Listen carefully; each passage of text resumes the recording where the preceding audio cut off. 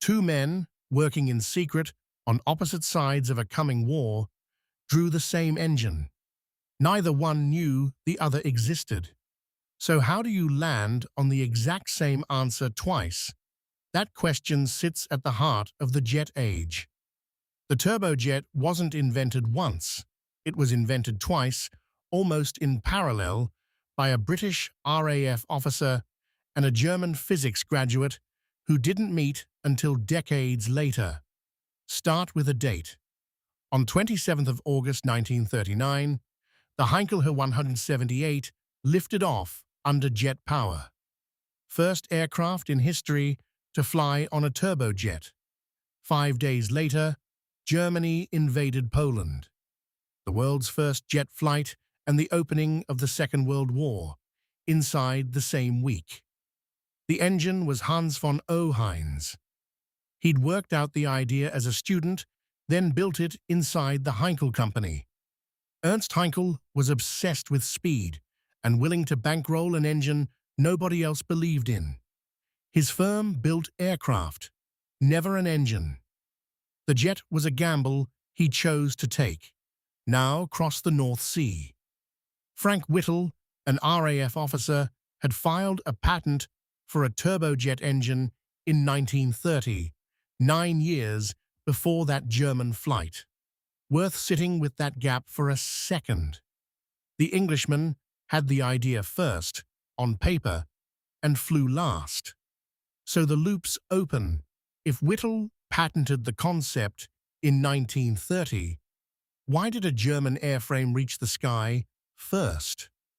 The answer isn't genius. Both men had that in plenty. The answer is money and patience, and who was willing to spend both. Whittle's 1930 patent is widely credited with the fundamental layout of a practical, aircraft-suitable turbojet: compressor, combustion chamber, turbine, exhaust. It's the architecture we still recognize today. But a patent is a drawing.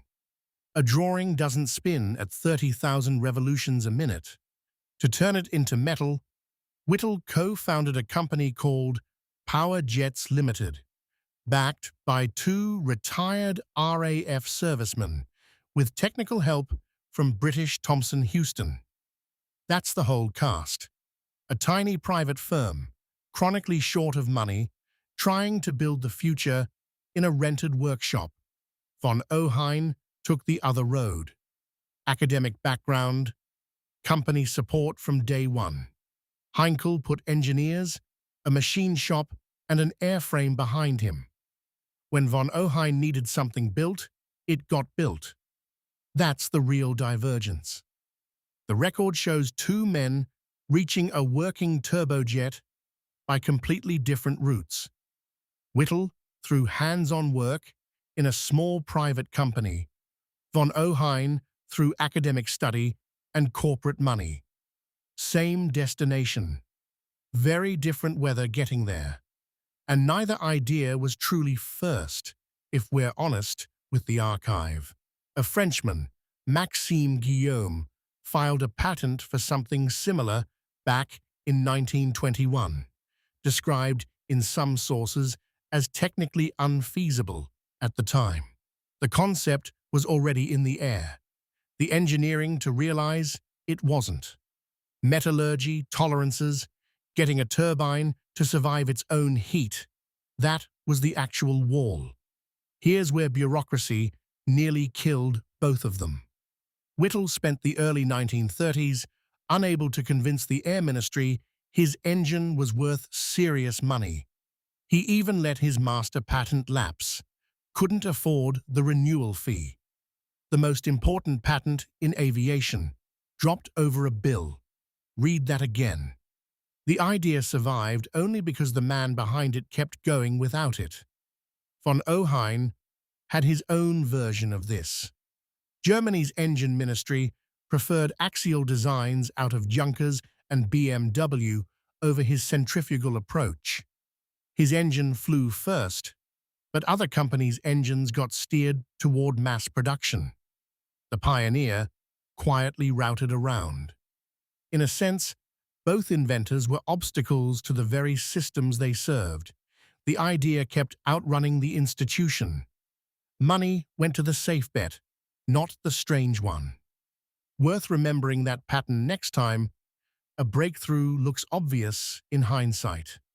It rarely looked obvious to whoever was holding the checkbook.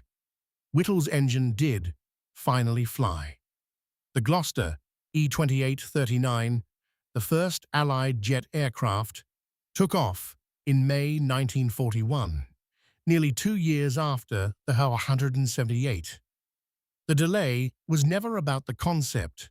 It was about years lost to skepticism and thin funding. Same drawing, held back by a different budget.